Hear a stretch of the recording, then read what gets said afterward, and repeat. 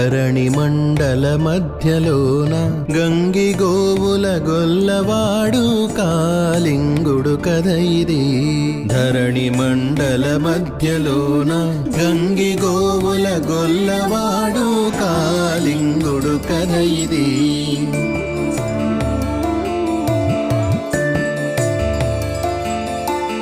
మావి చెట్టు నీడలోన వేణువూదుతు గొల్లవాడు చుట్టూ నిలిచిన ఆవులను రండి రండని పిలిచెను.